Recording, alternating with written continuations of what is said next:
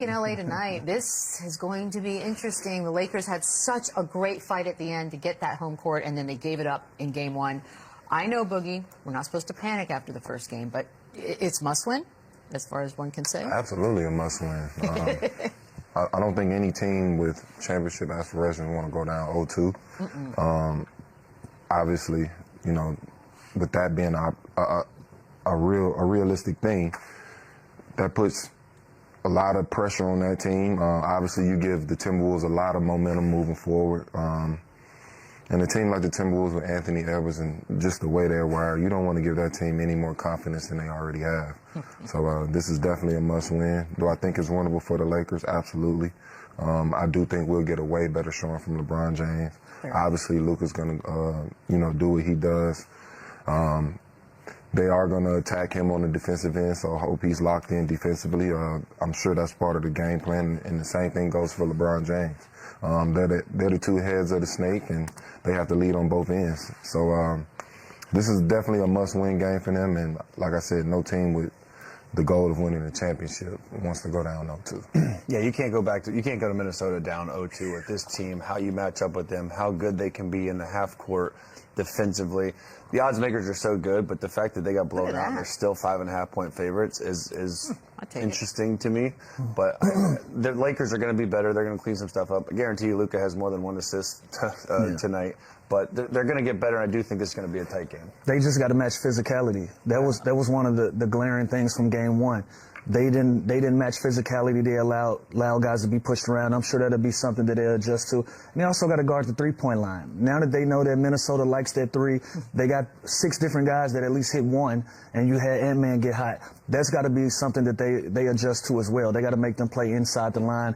They got to play 2s for 2s and not 2s for 3s. And also take the bench out of the game. Like, you can't allow DiVincenzo to be as effective as he was. Like, he didn't score a bunch of points, but just his impact being out on the floor was good for them. And obviously, former 6th Man of the Year, Naz Reid, you got to figure out a way to limit his touches as well and limit his impact on both ends of the floor. And if you do those things, I think the Lakers have an opportunity to win this game. Lou, I don't know what the number is here, but let me just throw up a same-game parlay and see if it's to your liking. All right, plus 662. I like that. All right, so the Doncic assists like will go that. way up from game one. Jaden McDaniels over. You know what? I love LeBron this. James double-double. I'm not mad at this one. Free money?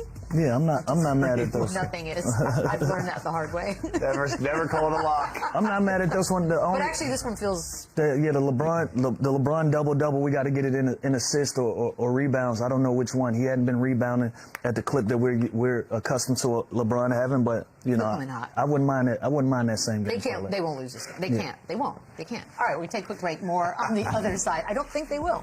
Dallas, a press conference with cameras and recording devices, which is pretty unheard of at this point with Nico Harrison.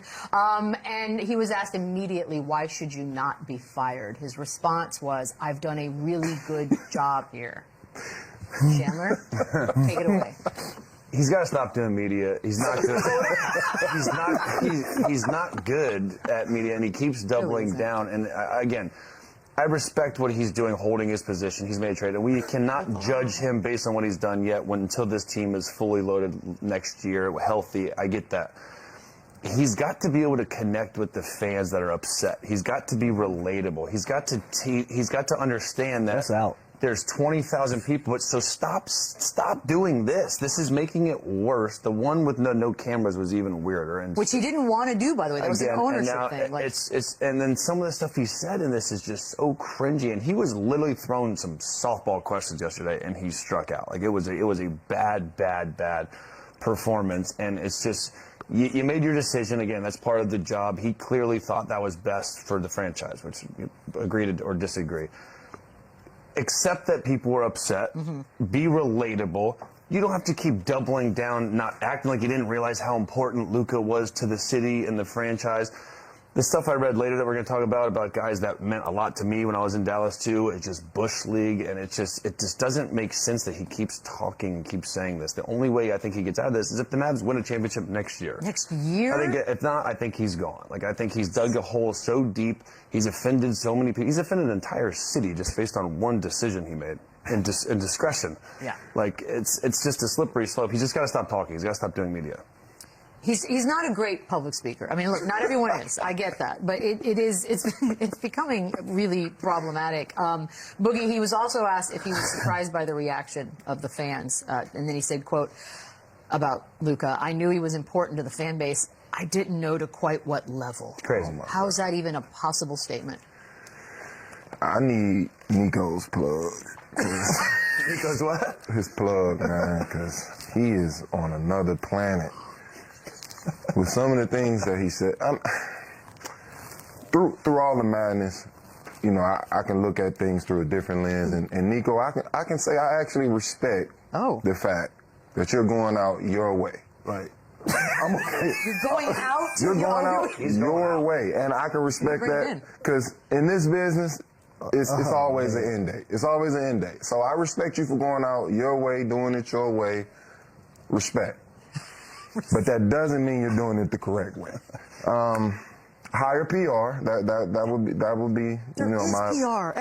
he needs his own personal PR. Like just pocket? Yeah, just follow him around. Ooh. Security and the PR team just follow you around. You got to get more in touch, brother.